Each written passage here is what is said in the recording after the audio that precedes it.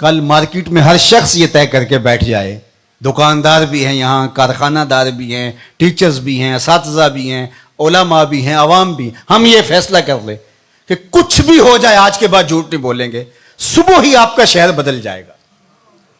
انقلاب لانے کے لیے کوئی کہیں سے کوئی فلسفہ لانا پڑے گا جس کو پھر عملی طور پہ تنفیذ کے لیے اس کے لیے کوئی سیمینار کرنے پڑیں گے۔ حضور نے فرمایا کہ جھوٹ نہیں بولنا، یہ طے کر لیں تمہارا معاشرہ تبدیل ہو جائے گا۔ تم طے کر لو ہم اوروں کے لیے جئیں گے، صرف اپنے لیے نہیں۔ تو پھر کوئی کسی سے دھوکہ کیسے کر سکتا ہے؟ کوئی کسی سے فراڈ کیسے کر سکتا ہے؟ کسی کو نقصان کیسے پہنچا سکتا ہے؟ کسی کو نیچا دکھانے کی کوشش کو کیسے کر سکتا ہے؟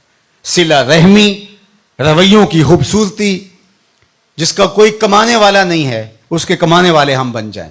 تو صرف ہم یہ طے کر لیں تو ہمارا پورا شہر بدل جائے، ملک بدل جائے، پوری کائنات بدل جائے، لیکن آنا ہوگا محمد عربی کے قدموں تلے، حضور کی چوکھٹ پہ آنا ہوگا۔ دوسروں کے لیے جینا سیکھیں، سچائی کو شعار بنائیں، کسی سے دھوکہ نہیں کریں، اپنے اندر اتر کر کے اللہ کو ہم نے جواب دہ ہونا ہے، لوگوں کا خیال رکھیں، لحاظ رکھیں، ایک اچھی برادری تشکیل پاتی جائے گی۔ ایک دوسرے کا احساس کریں، ایک دوسرے کی ٹانگیں کھینچنے کی بجائے ایک دوسرے کو سپورٹ کرنے کا مزاج بنائیں۔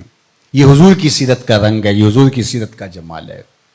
اور اگر ہم یہ نہیں کرنا تو جلسے کیے جائیں، جتنے مرضی کر لیں، محفلیں بھی کروائی جائیں، کیا فرق پڑتا ہے اس سے؟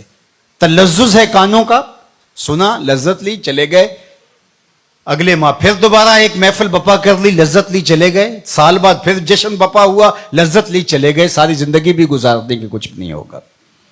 لیکن اگر ہم نے طے کرنا ہے کہ یہ اس میں تو کوئی دوسری رائے نہیں کہ سچ بولنا چاہیے، یہ ہمارے نبی کی بھی تعلیم ہے، انسان اپنے ضمیر سے پوچھے، اندر سے بھی یہی آواز آ رہی ہے، اپنے دائیں بیٹھے شخص سے پوچھے، بائیں بیٹھے شخص سے پوچھے، اپنے استاد سے پوچھے، باپ سے پوچھے، ماں سے پوچھے، کسی شخص کو گلی میں کھڑا کر کے پوچھ لے سچ بولنا چاہیے کہ جھوٹ بولنا چاہیے، وہ کہے گا سچ بولنا چاہیے۔ تو پھر ہم آج کے بعد کیوں طے نہیں کر لیتے کہ کچھ بھی ہو جائے سچ ہی بولیں گے، ہماری زندگی سچ کے ساتھ جڑی رہے گی، تمہارا رب آسمان سے بھی رحمتیں نازل کرے گا، زمین سے بھی رحمتیں تمہارے اوپر نازل فرمائے گا۔ لیکن اگر ہم نے یہ طے نہیں کیا، ہم نے بس یہی طے کیا ہے کہ ہم کانوں کی لذت لیں گے اور ہم جو ہے وہ ایک حظ لیں گے وقتی طور پہ، لیکن ہم نے زندگی اپنی خواہش کے مطابق ہی گزارنی، جو ہم طے کر چکے ہیں اس کو بدلنا نہیں ہے، تو پھر کائنات کی کوئی چیز آپ کو نہیں بدل سکتی۔ اللہ اس کو نہیں بدلتا جو اپنے آپ کو بدلنے کی کوشش نہیں کرتا،